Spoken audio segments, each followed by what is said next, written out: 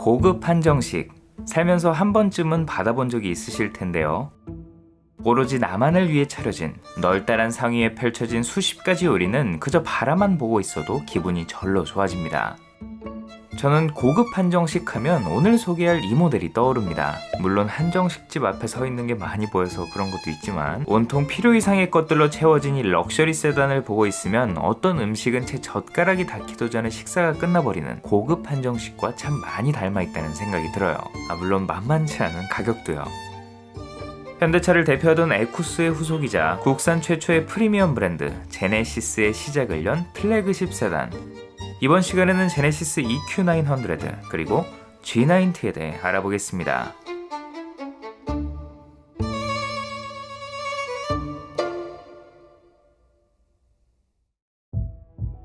본격적으로 이 G90, G90을 알아보기 앞서 먼저 살펴봐야 할 차가 있죠. 바로 현대차의 플래그십이었던 에쿠스입니다. 대한민국 한정 그랜저 시리즈를 연달아 히트시키며 승승장구한 끝에 미쯔비시와 공동 개발했던 8기통 초대형 세단. 웅장한 디자인과 온갖 호화로운 기능으로 무장해 명실상부 대한민국 최고의 차가 되는 데는 성공했지만 우물 밖으로 나온 순간 이야기는 달라졌습니다. 미쯔비시와의 계약 문제로 수출이 자유롭지 않았던 것도 문제였지만 승차감과 주행 성능을 끌어올리는 데 한계가 있는 E급의 대형 세단에서는 찾아보기 힘든 구동 방식인 전륜 구동을 채택한 점. 그나마 미쯔비시가 손을 댔기에 이 정도지 이제 막 독자 개발에 열을 올리고 있어 주행 감각과 품질을 논하기에는 여전히 미숙한 브랜드라는 점 등 차 자체만 놓고 봐도 해외 유수의 럭셔리 세단들과 경쟁하기에는 분명 역부족이었습니다.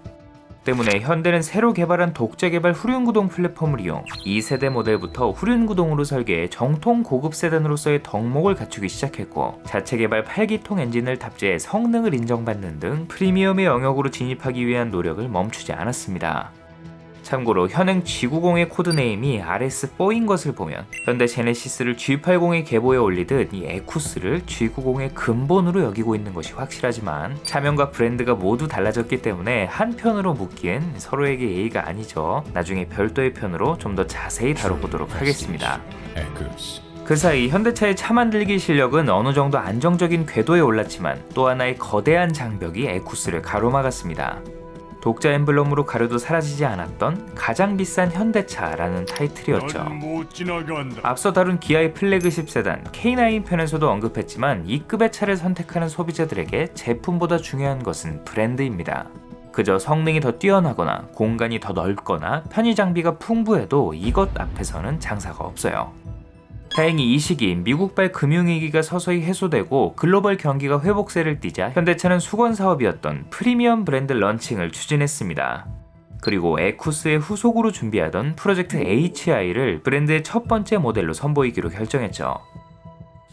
이후 2015년 럭셔리 GT 컨셉트카 비전 G와 함께 브랜드를 정식으로 소개한 데 이어 HI의 양산형 모델을 공개하며 제네시스의 본격적인 시작을 알렸죠.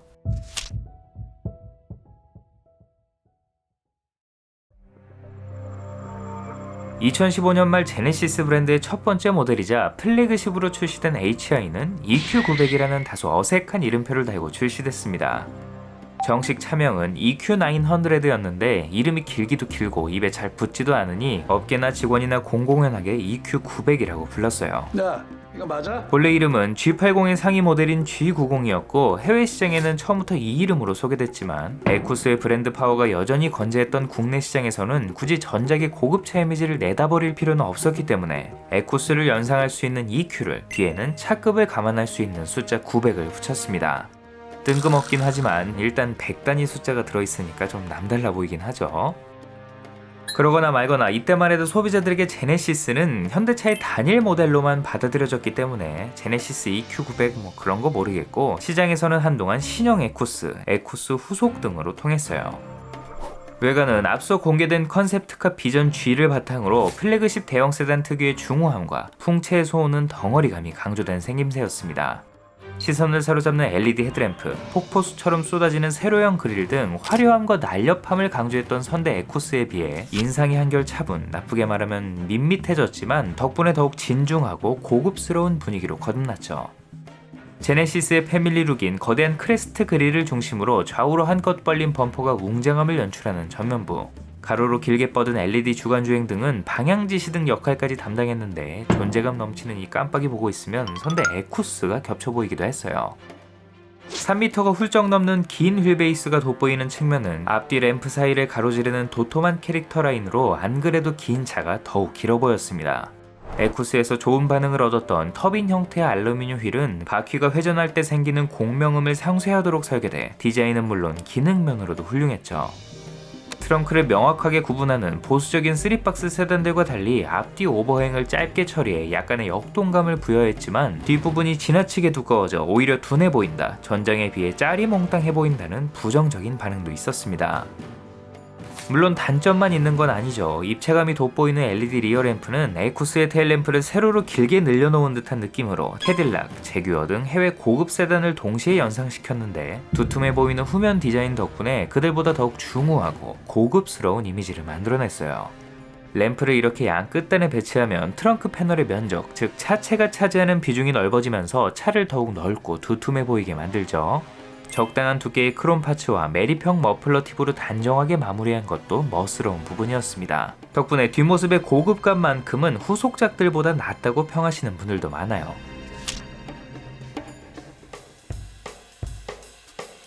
은근히 호불호가 갈리는 외관에 비해 실내는 호평 일색이었습니다.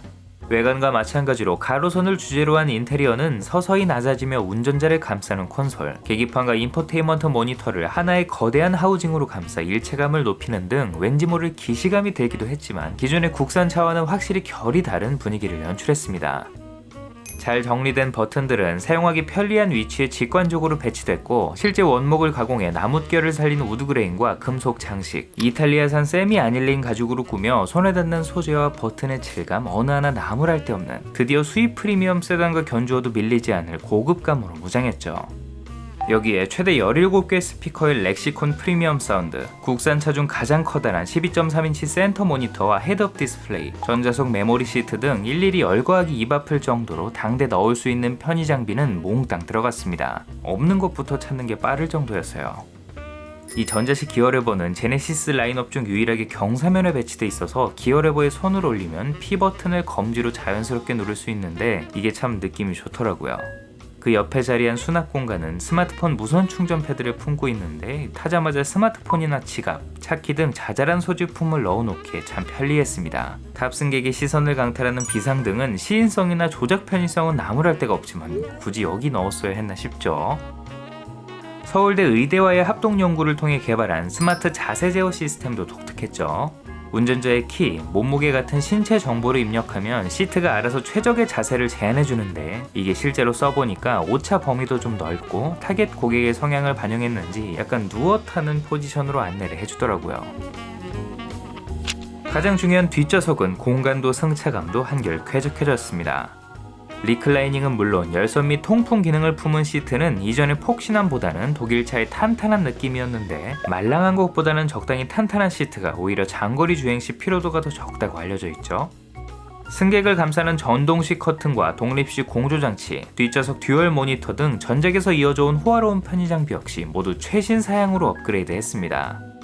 써보신 분들은 알죠. 편안한 착좌감에 방점을 찍는 스웨이드 목베개, 퍼스트 클래스 옵션을 선택하면 고정형 암레스트와 함께 뒷좌석이 좌우로 구분되며 VIP에게 더욱 특별한 느낌을 줄 수도 있었어요. 골프백 4개가 들어가고도 여유 공간이 남는 광활한 트렁크 역시 분명한 장점이죠. 전반적으로 인간 중심의 진보를 브랜드의 철학으로 내세운 만큼 탑승객을 우선했다는 느낌이 드는 배려 섞인 디테일들이 돋보였지만 반대로 퇴보가 아닐까 싶은 부분들도 있었습니다. 인포테인먼트 모니터는 주행 중 안전을 이유로 터치 조작이 아닌 조그 다이얼로만 조작할 수 있도록 해놨는데 직관적인 조작을 선호하는 국내 소비자들에게는 그저 답답함을 유발하는 구성이었습니다. 벤츠, 렉서스 등 동일한 방식의 수입차 역시 똑같은 이유로 욕을 먹는 부분이었죠. 심지어 목적지 검색 등 타이핑을 하는 상황에서만 부분적으로 터치가 가능하도록 해놓은 게 더 킹받는 지점이었습니다. 또 4인승 퍼스트 클래스 옵션은 이전에 에쿠스에는 있던 볼 타입 마사지 기능, 냉장고, 허벅지 받침대 같은 주요 기능이 빠져서 옵션 가격에 비해 어떤 효용성을 주는지는 잘 모르겠더라고요. 에어셀을 이용해 허리를 받쳐주고 주기적으로 긴장을 풀어주는 기능이 있긴 하지만 이걸 안마라고 부르기는 민망한 수준이었습니다. 이 밖에 차급이 무색하게 트림에 따라 B필러 에어벤트가 빠지는 것과 앤틱한 분위기를 강조하고 싶었는지 에쿠스는 물론 그룹 내 하위 모델인 기아 K9에도 있던 풀 LCD 계기판을 장비하지 않은 건 역시 작지만 서운한 부분이었죠.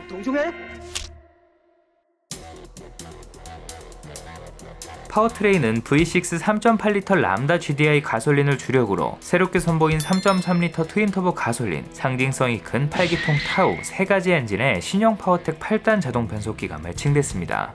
앞서 그룹의 고급 제품 라인업에 두루 사용돼 품질이 검증된 라인업으로 어떤 파워트레인을 선택하더라도 고급차에 걸맞는 부드러운 주행 감각과 뛰어난 정숙성, 안정적인 성능을 제공했죠.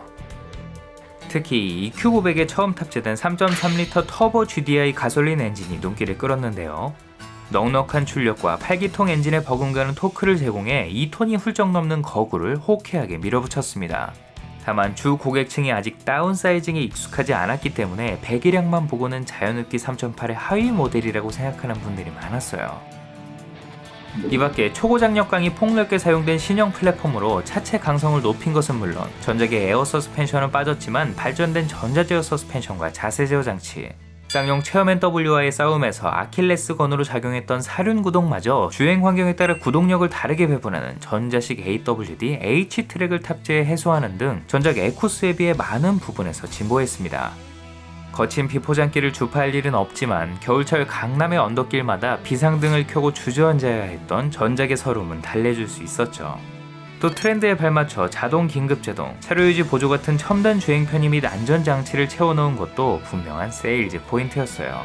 발전을 멈추지 않는 동급 수입차와 비교하면 여전히 부족했지만 여러모로 역대 국산차 중 최고 수준이라는 데는 이견이 없었고 프리미엄 브랜드에 기대하는 만큼은 해냈다는 평가를 받았습니다. 이 모델이 빠지면 섭하죠. 출시 얼마 뒤에는 차체를 늘려 거주성을 개선한 리무진 모델을 선보였습니다. 이번에도 수입 세단들처럼 뒷좌석만 길게 늘린 형태가 아닌 차체 한가운데 B필러를 길게 늘린 스트레치드 타입으로 전용 19인치 휠과 늘어난 전장이 일반 모델과는 확실히 남다른 분위기를 만들어냈어요. 특이하게도 B필러뿐만 아니라 뒷좌석 도어까지 늘렸는데 뭔가 유난히 더 길어 보였는데 이게 기분 탓이 아니었네요. 최고급 내장재, 다리를 쭉 펼 수 있도록 허벅지 받침이 추가된 전용 VIP 시트를 더해 내부를 좀 더 호화롭게 꾸몄고 육중해진 몸집에 걸맞게 파워트레인은 5.0 AWD 단일 사양만 제공했습니다. 당연히 가격도 육중해서 국산 승용차의 끝판왕스러운 1억 5천만 원이라는 어마무시한 가격표가 붙었죠. 한편 카니발, 솔라티 등 프리미엄 밴을 만들어 오던 노블 클래스에서 이 모델을 손봐 별도 판매하기도 했는데요. VIP의 프라이버시를 보호할 수 있도록 앞좌석과 뒷좌석을 격벽으로 분리해 보다 정통적인 형태의 리무진으로 개조한 것이 특징이었습니다. 제네시스의 순정 사양이라고 해도 믿을 만큼 자연스러운 퀄리티와 원한다면 벤틀리, 롤스로이스처럼 보디 컬러를 투톤 처리해 더욱 특별하게 꾸밀 수도 있었어요. 참고로 이분들은 과거 프로토모터스에서 에쿠스를 비롯한 당시 고급차들을 더욱 특별하게 만들었던 경력이 있죠. 왕좌의 자리에 오른 만큼 영광도 함께했습니다. 전작인 에쿠스에 이어 대한민국 공식 대통령 의전 차량으로 선정돼 청와대를 누비기도 했어요. 이번에도 거주성을 위해 리무진 모델을 선택했고 국가 원수를 보호해야 하는 만큼 중기관총, 폭발물, 화생방 공격에 대응이 가능한 수준의 방호 성능이 요구됐기 때문에 독일의 방탄 차량 제조업체에 의뢰해 특별 제작했죠. 자국산 방탄차를 쓴다는 건 여러모로 의미가 깊습니다. 국가의 산업 수준과 경제력을 대변하는 것은 물론 많은 사람들의 이목이 집중되고 각종 미디어를 통해 전 세계에 노출되는 일이 잦기 때문에 기업 홍보 효과도 부가적으로 따라오게 되니까요. 그런 의미에서 신형이 출시된 지 꽤 지났습니다만 아직까지 새 의전차에 대한 이야기는 나오지 않고 있는데 혹시 전기차 나올 때까지 존버 중인가요?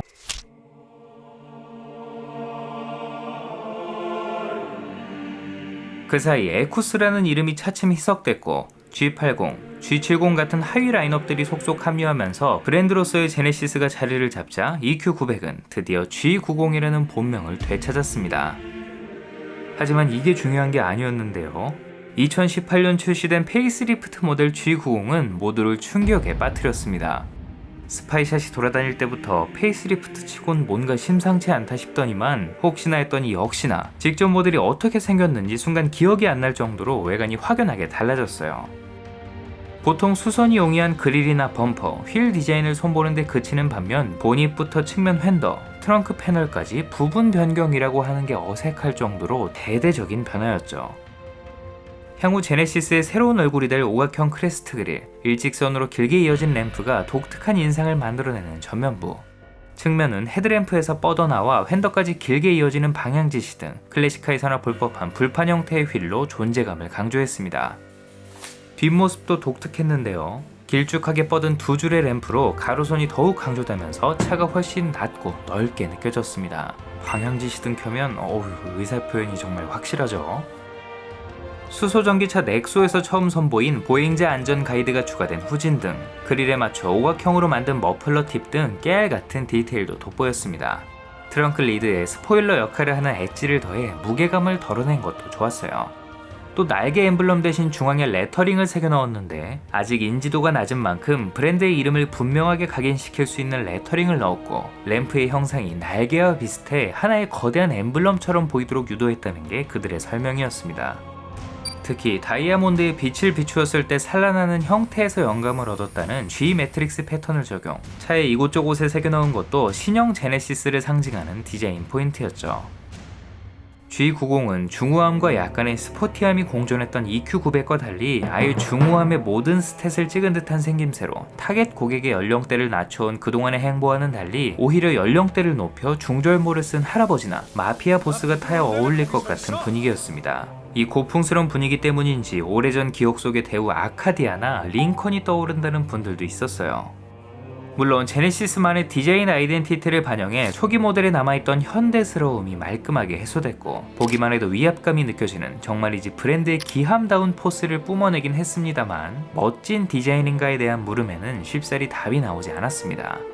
호불호가 갈리는 것은 둘째 치더라도 디자인을 갈아엎었다는 것 자체도 당시 지적을 피하기 힘든 부분이었습니다. 투 라인 패밀리룩이 완벽하게 자리잡은 지금에야 과도기라고 평가할 수 있지만, 나름 프리미엄 브랜드의 플래그십 모델인데 이전 모델의 인상을 찾아볼 수 없을 정도로 크게 달라졌다는 것은 아무리 헤리티지를 논할 수 없는 신생 브랜드라지만 줏대마저 없어 보였죠. 국내에서나마 EQ900이라는 이름을 쓰던 차와 전혀 별개의 차처럼 느껴지니 한편으론 다행일 수도 있겠네요.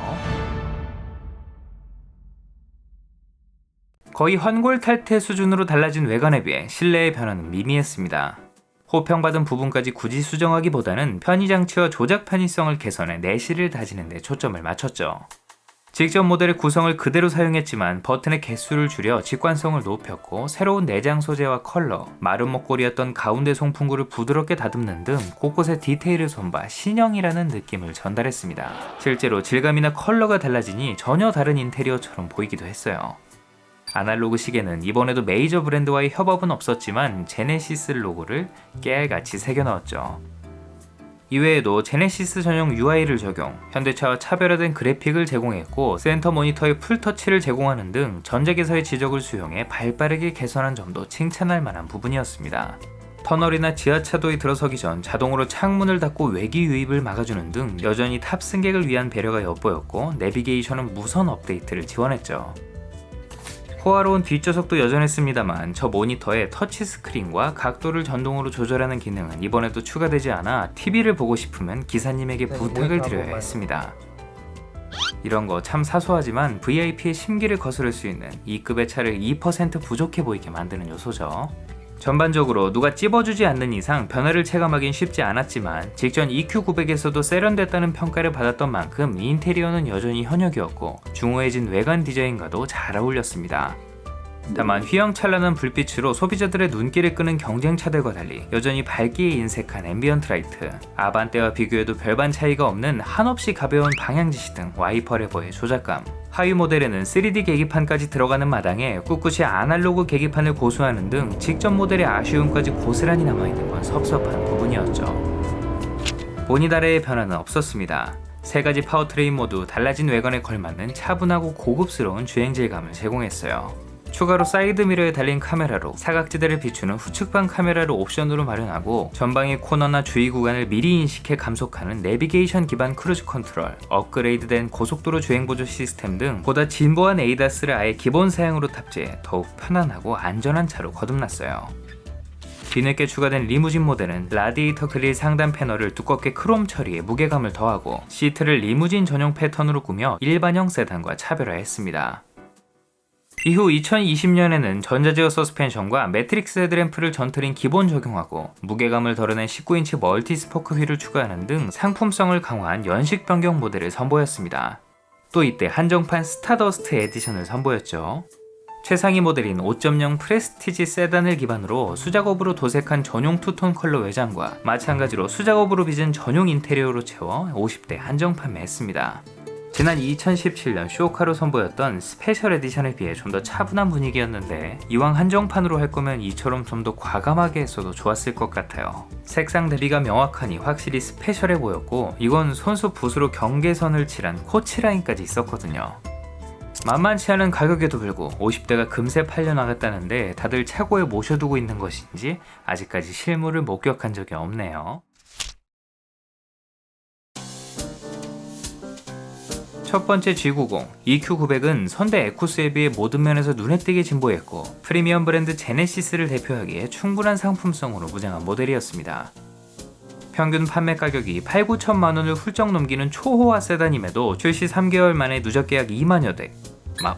페이스리프트된 G90은 사전 계약만 6,700여 대가 계약됐을 정도로 화끈하게 팔려나갔죠. 하지만 대대로 출시 시기를 연말로 잡은 것만 봐도 짐작할 수 있죠. 기업의 연말 인사 시즌에 맞춰 차를 선보일 정도로 그야말로 콘크리트 같은 수요층을 확보했기 때문에 가능한 판매량이었습니다. 따라서 안방 시장을 논하는 건 딱히 의미가 없어요. 본 게임은 해외 무대죠. 앞서 북미에 투입된 2세대 에쿠스가 가격 대비 품질 면에서는 만족스러우나 낮은 브랜드 밸류가 가장 큰 걸림돌이라는 평가를 받았던 만큼 프리미엄 브랜드로 선보여질 이 G90의 성과에 많은 사람들이 기대와 관심을 보냈습니다. 이후 제네시스 브랜드의 북미 진출과 함께 이 G90도 야심차게 데뷔했고 2016년 본격적으로 수출이 시작된 이후 이듬해인 2017년 누적 판매량 4,400여 대를 기록했죠.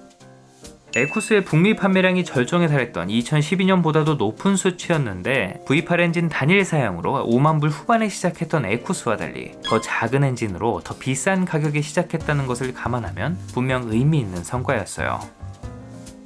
이후 판매량이 큰 폭으로 떨어지긴 했지만 매년 평균 2천여 대 이상 꾸준히 팔려나가며 세그먼트 내에서 나름의 존재감을 유지했습니다. 흔히 독3사로 불리는 독일 프리미엄 3사, 렉서스와 경쟁하기에는 역부족이었지만 링컨과 인피니티, 제규어 등이 포진해 있는 2부 리그에서는 충분한 경쟁력이 있었어요. 사실 이 급의 플래그십들은 판매량이 다가 아니죠. 많은 판매량을 장담할 수 없는 컨버터블, 스포츠 쿠페처럼 브랜드의 가치를 대변하는 얼굴 마담, 즉 존재 그 자체만으로도 의미가 있습니다. 실용과 가성비의 영역이 아닌 럭셔리, 즉 사치의 영역에 있는 만큼 최고 가격을 끌어올리면 제네시스는 더욱 비싼 차를 파는 럭셔리 브랜드가 되는 것이고 이는 브랜드 가치와 판매에도 직접적인 영향을 미치죠. 물론 그 전에 제품이 받쳐줘야 되겠지만요.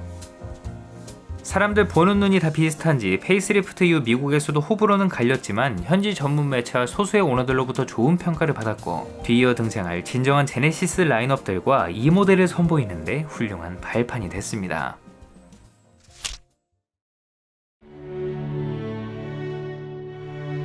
(2021년) 플래그십 G90의 2세대 모델이 모습을 드러냈습니다. 차세대 플랫폼과 파워트레인에 그간 어디에서도 볼 수 없었던 독특한 디자인으로 제네시스만의 독창성까지 선보이며 빈약했던 디자인 아이덴티티까지 제대로 보완했죠. 직전 모델에서 예고했던 투라인 패밀리 룩을 그 어떤 라인업보다 과감하게 적용한 외관은 여러 개의 조각을 결합해 놓은 듯한 보통의 차들과 달리 곳곳에 절개선을 최대한 없애 마치 하나의 금속 덩어리를 깎아낸 듯한 유려함이 돋보였습니다. 특히 조개 껍데기를 연상시켜 클램쉘이라는 이름이 붙은 이 후드가 큰 역할을 했죠. 휘라치와 헤드램프를 따라 자연스럽게 맞물리면서 전면부가 상당히 깔끔해졌고 더욱 심플해진 신형 엠블럼, 도어 핸들마저 플러시 타입을 적용해 차체에 숨기면서 돌출된 부위를 최대한 없앤 것도 차례보다 매끈해 보이게 만드는 디테일이었죠. 더욱 넓어진 오각형 크레스트 그릴은 속에 그물망을 이중으로 처리, 하단 범퍼와의 연결성을 확보함과 동시에 꽉 찬 느낌을 전달했습니다. 컨셉트카에서나 보던 가느다란 두 줄의 램프는 단 1세대 만에 신형 제네시스의 상징으로 확고하게 자리 잡았고 이에 대한 시장의 반응도 긍정적이죠. 측면은 뒤로 갈수록 우아하게 낮아지는 벨트 라인으로 럭셔리 세단다운 차분함과 약간의 무게감을, 20인치대로 들어선 거대한 알루미늄 휠과 잘 다리는 수트의 칼주름을 잡듯 꼿꼿한 캐릭터 라인을 더해 보다 경쾌해졌습니다. 덕분에 전장이 무려 7cm나 길어졌음에도 둔한 느낌 하나 없이 전작에서는 기대하기 힘들었던 낮고 늘씬한 옆태를 자랑했어요. 헤드램프에서 뻗어나온 방향지 시등도 흔한 사이드미러 리피터보다 훨씬 멋스러웠고요. 뒷모습 역시 직전 모델과는 달리 한층 가뿐한 느낌으로 전면부에서 이어지는 가늘고 길게 이어진 두 줄의 LED 램프와 매끈함이 돋보였습니다. 다만 뒤로 갈수록 안으로 둥글게 말려드는 형상을 띠고 있기 때문에 실제 수치보다 좀 작아 보였어요. 전반적으로 전작이 가지고 있던 보수적이고 중후한 이미지를 탈피해 젊고 미래지향적인 모습으로 거듭났는데, 보기에 따라 필요 이상 가벼워 보이기도 하다 보니 기존의 권위적인 플래그십을 원했던 소비자들 사이에서 호불호가 갈리기도 했습니다. 그래도 세련미만큼은 모두들 동의했죠. 공개된 디자인에 관한 평가는 국내와 해외를 가리지 않고 평일색, 디자인만큼은 독일 브랜드조차 앞선다는 평가도 있었습니다. 제네시스의 신형 모델들이 대부분 그러하듯 주요 타겟이었던 중장년층은 물론 젊은 소비자들 사이에서도 반응이 뜨거운 것을 보면 여러모로 독보적인 디자인인 건 확실해 보이네요. 동시대 플래그십 중 가장 젊어 보이는 외관과는 달리 실내는 가장 고풍스러워 보였습니다. 미래에 대한 강박이 느껴지듯 대체 어디서부터 손을 대야 할지 감이 잘 안 잡히는 수입 플래그십 세단들과는 달리 눈에 익은 편안함이 느껴지는 구성으로 이전 모델을 타던 소비자들도 손쉽게 모든 기능을 조작할 수 있게 한 것이 특징이었죠. 고품질의 소재와 디테일이 돋보이는 단순하지만 심심해 보이지 않는 구성과 탑승객을 감싸는 앰비언트 라이트로 안정감과 포근함을 더했습니다. 전용 카트리지 방향제를 추가해 향기까지 신경 쓰는 등 여전히 많은 부분에서 탑승객을 위한 배려가 느껴졌어요. 나란히 배치된 두 개의 12.3인치 고화질 디스플레이, 근데 이것만 있으면 참 밋밋했겠죠. 쇳불처럼 우뚝 솟은 이 파티션이 눈길을 사로잡는데요. 파노라마 디스플레이가 대중 브랜드와 프리미엄을 막론하고 트렌드로 자리 잡으면서 어떤 브랜드의 어떤 모델인지 분간이 안 가는 지경에 이르렀는데, 한옥의 우진각 지붕을 연상케 하는 이 작은 디테일이 G90과 다른 차량의 인테리어를 분명하게 구분해주는 느낌이었습니다. 이 밖에 현대차 그룹의 최신 기술이 집약된 모델답게 이미 차고 넘쳤던 편의 장비도 몽땅 새 곳으로 채워 넣었습니다. 터치스크린 방식의 공조장치, 필기 인식이 가능한 통합 컨트롤러와 다이얼식 기어 레버가 깔끔한 분위기를 연출했죠. 그나저나 멋들어진 크리스탈 스피어 노브는 GV60에 쓰고 땡인가요? 또 차량 내 결제나 스마트키 없이 시동을 걸 때 필요한 지문인식 센서, 고스트 도어에서 더 나아가 차량의 모든 도어를 전동식으로 여닫을 수 있게 한 이지 클로즈, 풍부한 해상력을 선사하는 도합 23개 스피커에 뱅 앤 올룹슨 3D 프리미엄 사운드 등 해외 플래그십 부럽지 않은 편의 장비를 새롭게 갖춘 것도 분명한 세일즈 포인트였습니다. 안 그래도 운동장 같던 뒷좌석은 휠베이스가 늘어나면서 더 넉넉해졌고, 개방감이 좋은 파노라마 선루프와 제대로 된 마사지 시트, 스탠다드 모델에도 들어가는 허벅지 및 발 받침대, 드디어 전동으로 움직이는 모니터 등 전작에서의 아쉬움을 완벽하게 보완해 더 안락하고 편안한 공간으로 거듭났습니다. 또 수많은 버튼 대신 암레스트에 터치 스크린을 심어 이 넘칠 듯한 편의 기능을 보다 직관적으로 조작할 수 있게 했죠. 에어 서스펜션과 후륜 조향 장치가 들어가면서 트렁크가 전작 대비 좁아진 게 흠이지만요.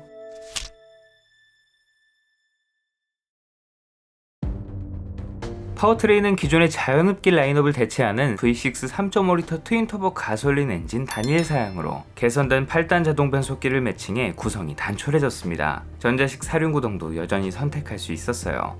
380마력, 54kg 포스미터의 토크를 발휘하는 신형 엔진은 앞서 선보인 하위 라인업과 공유하는 유닛이지만 이 차의 성격에 맞게 여유롭고 안락하게 주행하는 데 초점이 맞춰졌습니다.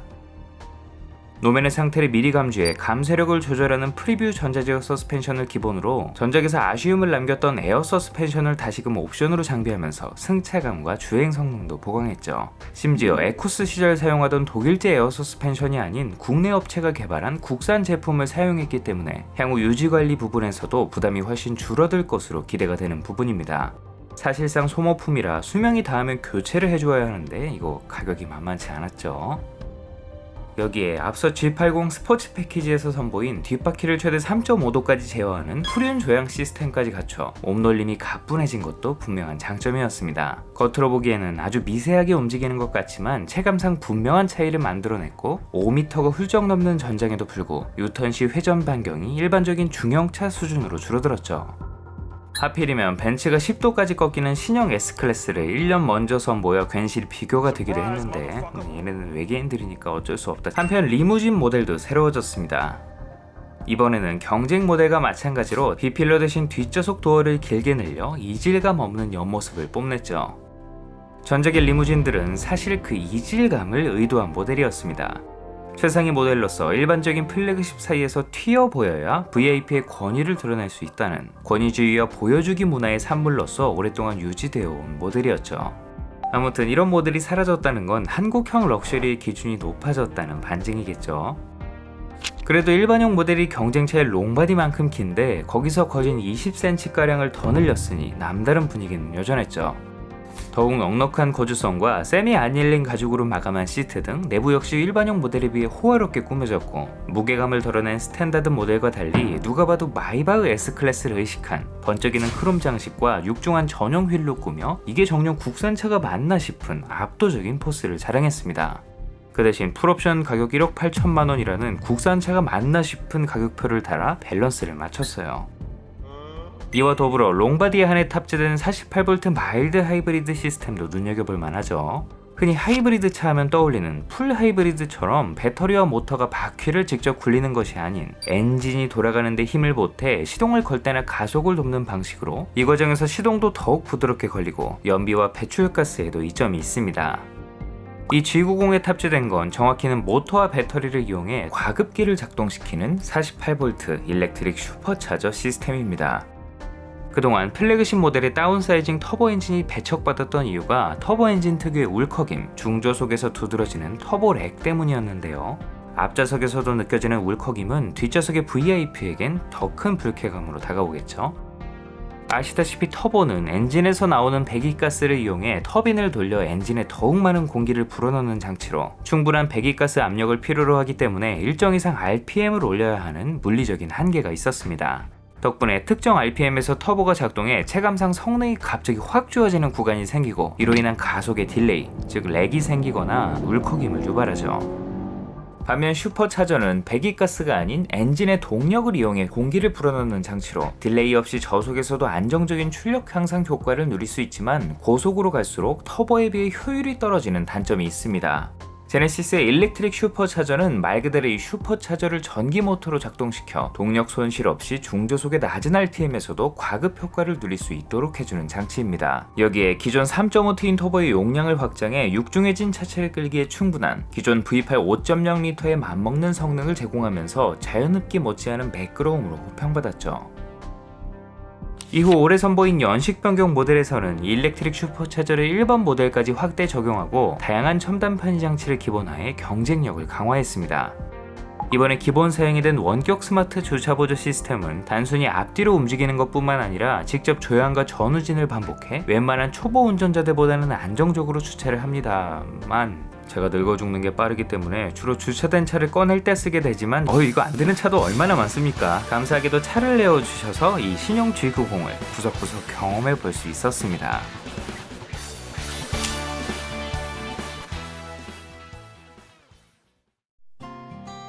제가 타본 모델은 연식 변경된 2023년형 G90 48V 마일드 하이브리드 모델로 새롭게 적용된 21인치 휠과 AWD, 실내에는 시그니처 디자인, 프레스티지 컬렉션이 포함된 차량입니다. 낮고 날씬한 후륜구동 세단의 멋을 고스란히 품은 디자인은 네로라는 선배님들과 비교해도 눈에 띄게 멋스러워 보입니다. 우아하면서도 존재감 넘치는 디자인이 이 G90의 가장 큰 경쟁력이 아닐까 싶어요. 전면부의 분위기를 주도하는 LED 헤드램프는 직진성과 광량도 만족스러웠고 매트릭스 하이빔까지 제공해 야간 운행 시 편의성이 높았습니다. 운전자를 반기는 라이팅 애니메이션, 물려받은 후진 가이드램프도 여전히 재치있죠.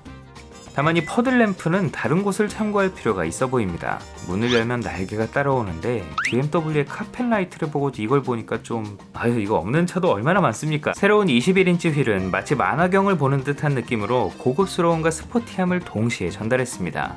예전에 볼보 V90 크로스컨트리 출시 초기에 21인치 휠이 탑재된 차량을 보고 압도당했던 적이 있었는데 그 느낌을 여기서 받을 줄은 몰랐어요. 실내는 호화스러움 그 자체였습니다. 손에 닿는 모든 곳의 질감과 코를 감싸는 냄새마저 일반적인 대중차와는 결이 다르다고 느껴지게 만들었어요.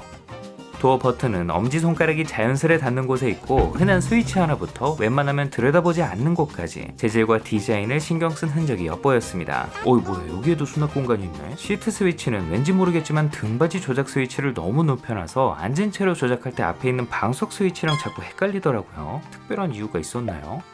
가장 먼저 시선을 사로잡는 건 오묘한 디자인의 투스포크 스티어링 휠. 어디에서도 본 적 없는 독특한 디자인도 멋스러웠고 직관적인 버튼 배치로 각종 기능을 사용하기에도 편리했습니다. 스와이프 기능을 품은 버튼은 왠지 익숙하죠? 너머에 자리한 계기판은 디자인이 지나치게 심플해 안 좋아하시는 분들이 많던데 오히려 간결하게 느껴져 거슬리지 않았고 내비게이션 정보를 띄우면 밋밋함도 일부 해소해줬습니다. 기본 사양이 된 증강현실 내비게이션은 확실히 센터 모니터에 있는 것보다 시인성도 좋고 효과적이었어요. 다만 헤드업 디스플레이가 상당히 친절해 계기판을 볼 필요가 딱히 없긴 했지만요. 하지만 굳이 이 버튼을 여기에 배치해야 했을까라는 의문은 들었습니다. 버튼이 있는 건 좋지만 이 두 기능은 거의 국룰이라고 할 정도로 익숙한 자리가 있는 기능들인데 엉뚱하게 이사를 온 느낌이랄까요? 계기판에 근접해 있는 만큼 주행에 관련된 드라이브 모드 버튼이나 에어 서스펜션 버튼이 있으면 좋지 않을까 합니다. 그냥 커스텀 버튼으로 만들어 원하는 기능을 설정할 수 있게 해도 좋겠네요. 많은 분들이 지적하는 12.3인치 모니터는 의외로 탑승객에 가까이 배치돼 있어 수치보다 커 보였고 기능을 이용하는 데는 전혀 문제가 없었습니다. 그래도 넓은 집으로 이사하면 더 큰 TV가 필요해지기 마련이니까요. 다 떠나서 하위 모델보다 작은 건 좀 이해가 어렵죠. 가죽 마감의 스티치가 물 흐르듯 버튼까지 이어지는 이 디테일도 참 멋스럽죠. 아래로 자리한 공조장치 컨트롤은 제네시스의 모든 차종과 공유하는 구성인데 경사면에 배치된 하위 라인업들과 달리 정확히 수직이라 시인성이나 조작 편의성이 살짝 떨어지는 건 아쉬웠어요.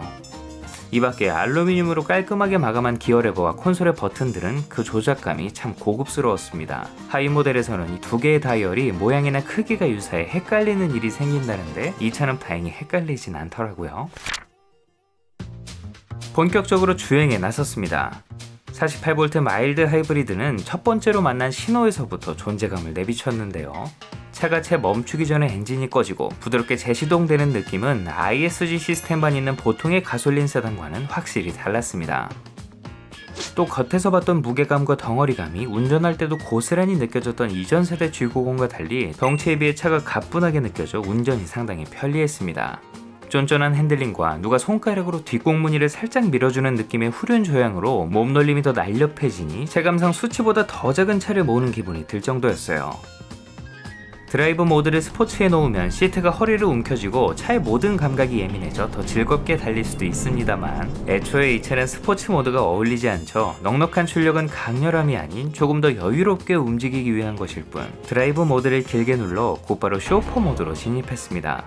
브레이크와 엑셀 페달의 감각은 물론 서스펜션의 반응까지 오로지 승차감에 집중하는 것이 인상적이었어요. 마치 차량 앞에 계속해서 얇은 카펫이 깔리는 느낌이랄까요. 노면의 질감을 있게 만드는 극상의 편안함을 주는 것은 다시 돌아온 에어 서스펜션의 역할이 지대했습니다. 단단하지도 그렇다고 무르지도 않은 쫀득한 감각과 주행 환경에 따라 지상고와 감쇄력을 스스로 조절하고 지하주차장 같은 급경사를 내려갈 때는 앞부분만 들어올려 불쾌한 충격과 차량 하부가 긁히는 것을 방지해주기도 하는 참 기특한 친구죠. 흔한 진동은 물론 노이즈 캔슬링으로 아예 소음까지 지워낸 듯 고요하다 보니 왠지 모를 이질감까지 들 정도였는데요. 속도감이 없다 보니 내비게이션을 신경 쓰지 않으면 과속을 하기 십상이었습니다. 잔잔한 음악과 운전석 마사지 시트까지 잠이 올 것 같더라고요. 아직까지 저는 기계랑 속도감을 공유하는 게 더 좋은 것 같습니다. 그 사이 주행안전 및 어시스트도 더욱 발전해 각종 사고 방지는 물론 깜빡이만 켜면 알아서 차선을 바꿔주는 단계까지 올라왔죠. 어색함도 크지 않았어요. 나중에는 아예 부분적인 자율주행까지 지원한다고 하는데 여기서 더 편해진다고? 아무튼 기대가 됩니다. 이 차의 진가는 뒷좌석에서 드러나죠. VIP에게 운전을 맡기고 저도 뒷좌석을 경험했습니다. 이질감이 들 정도로 차분한 주행감이 운전석에서는 불만이었지만 운전이라는 행위와 상관이 없게 된 순간 그저 장점만이 남더라고요. 구름 위를 떠가는 듯 편안했고 솔솔 오는 잠도 기분이 좋았습니다. 앞좌석보다 살짝 높게 설정된 시트 포지션과 몸 전체를 떠받드는 시트가 뭐라도 된 듯한 기분을 느끼게 해주는데요. 이 맛에 돈을 쓰나 봅니다. 심지어 풋레스트 안쪽에는 발 마사지기까지 있는데 저는 발이 안 닿아 사용할 수 없었어요. DMB는 HD 화질을 지원해 볼맛이 났고 얼마 전부터 왓챠와 웨이브 같은 국산 OTT를 지원해 따로 USB를 준비하지 않아도 되는 건 역시 분명한 장점이었습니다. 다만 천장을 뒤덮는 거대한 스크린까지는 바라지도 않지만 넷플릭스 같은 해외 업체들도 가능한 빨리 지원해줬으면 좋겠네요. 여기 타실 VIP들도 DMB는 안 봐도 분명 유튜브는 보실 거예요. 이 밖에 양쪽 창문과 커튼을 조작할 수 있는 스위치, 밝기는 물론 톤까지 조절할 수 있는 실내 조명, UV 살균 기능을 내장한 암레스트 수납함 등 필요 이상의 편의 정비로 무장한 이 차를 타고 있으니 앞서 언급한 고급 한정식을 먹는 기분이 들었습니다. 온갖 좋은 재료로 배불리 먹고도 남을 음식을 차려내는 것뿐만 아니라 공간이나 식기, 작은 수저받침 하나까지 신경 쓰는 것, 상대방에게 대접받는 느낌을 주는 것에 초점을 맞추는 게 서로 참 많이 닮아 있다는 생각이 들어요. 이번에 만난 G90은 앞좌석과 뒷좌석 어느 쪽에 타도 만족감이 상당한 모델이었습니다. 내연기관의 정점이라고 평가받는 현행 S클래스와 7시리즈를 경험하지 못해 그들과의 직접적인 비교는 할 수 없지만 적어도 이전에 시승한 직전 모델과는 큰 격차를 느낄 수 없을 정도로 훌륭했습니다. 약 1000km가량 주행하며 기록한 평균 연비는 리터당 10km 내외. 2톤이 훌쩍 넘는 공차 중량과 차급을 감안하면 하이라이너과 그다지 차이가 없는데 이건 마일드 하이브리드 덕을 좀 받겠죠. 공간도 넉넉하고 기본 모델의 암레스트도 충분히 호화롭기 때문에 굳이 롱힐 베이스나 4인승 시트까지는 선택하지 않아도 되겠더라고요. 단 에어 서스펜션은 선택이 아닌 필수 같습니다.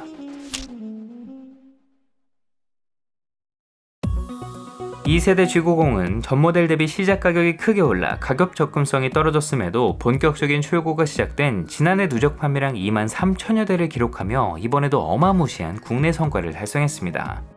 앞서 언급했듯 이 차는 변함없는 지지를 보내는 콘크리트 같은 수요층을 가진 모델입니다. 바꿔 말하면 그동안 차가 좋아서 경쟁력이 뛰어나서 잘 팔린 게 아닐 수도 있다는 이야기죠. 현대 에쿠스만 해도 수입차 못지않은 비싼 가격에 비해 돈값을 못한다라는 평가가 늘상 따라오곤 했는데 이번에 만나본 2세대 G90은 이 정도면 수입 플래그십을 고려하는 소비자들도 충분히 만족스러울 수 있겠다라는 생각이 들었습니다. 날 때부터 새로운 얼굴로 태어난 하이 라인업들이 모두 호평을 받고 있는데 이 G90도 예외는 아니었어요. 제네시스는 신형 라인업을 내놓을 때마다 서울에서 태어난 럭셔리 브랜드라는 표현을 사용하고 있습니다. 그저 동아시아의 자동차 브랜드로 일본차를 철저히 벤치마킹해 그들이 가진 제품 경쟁력에 묻어가려던 현다이 시절과는 사뭇 달라진 분위기를 느낄 수 있죠.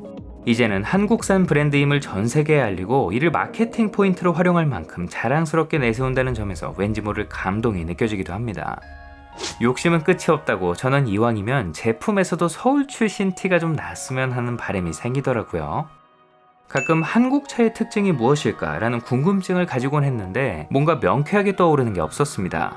기껏해야 현대기아차로 대표되는 동급 대비 화려한 디자인과 가성비인데 이건 한국차만의 무언가라기보다는 단지 업계 후발주자의 숙명에 가깝죠.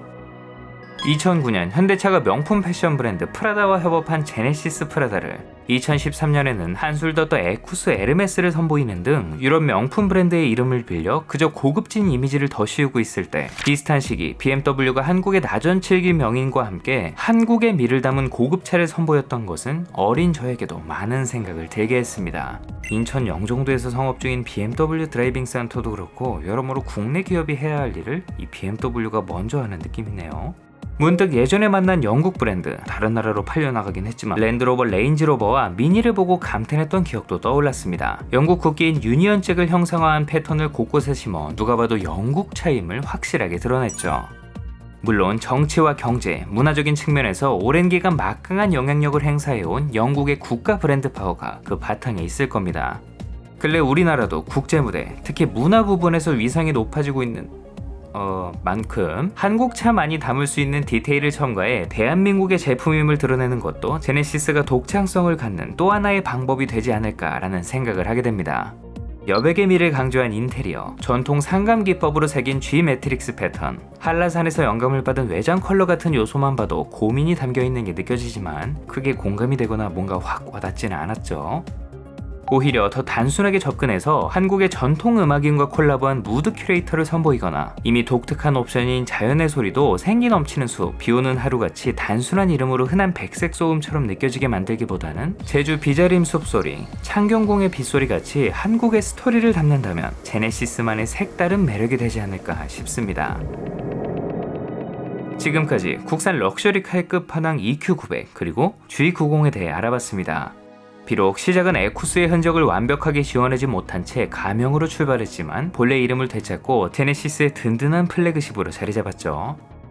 좋고 나쁘고를 떠나 우리나라 자동차 산업 수준을 대변하는 국가대표로 활동하고 있다는 걸 부정하는 분들은 많지 않을 겁니다. 물론 완벽하게 분리되지 않은 프리미엄 서비스, 비교적 이른 시간 내에 도입한 수많은 기술들로 인한 부작용을 겪는 등 실망스럽거나 아쉬운 부분들도 있습니다만 세대를 거듭할수록 눈부시게 발전해 어느새 글로벌 시장에서 해외 명차들과 경쟁하고 있는 걸 볼 때마다 국산차의 발전을 응원해온 저로서는 참 감개무량하게 느껴집니다. 얼마 전 브랜드 출범 10년이 채 되지 않아 100만 대를 돌파했다는 반가운 소식도 들려왔죠. 허나이 중 국내 판매량은 68만여 대. 최근 엄청난 폭으로 늘어나 30만 대가 넘게 팔린 해외 성과도 충분히 놀랍고 기분 좋지만 지금의 제네시스가 될 수 있었던 데는 국내 소비자들의 역할이 상당했다는 이야기죠. 모쪼록 국내 소비자들을 위해 더욱 힘써 모두에게 응원받고 사랑받는 브랜드가 됐으면 하는 바람입니다. 제네시스의 맏형 G90은 앞으로 어떤 활약을 펼치게 될까요? 그나저나 신형 G90이 대통령 의전차로 쓰이는 걸 볼 수 있을까요? 여러분의 구독과 좋아요는 다음 영상을 준비하는 데 큰 도움이 됩니다. 그럼 더욱 재미있는 영상으로 돌아올게요. 사소하지만 궁금한 자동차 이야기 멜론 머스크였습니다.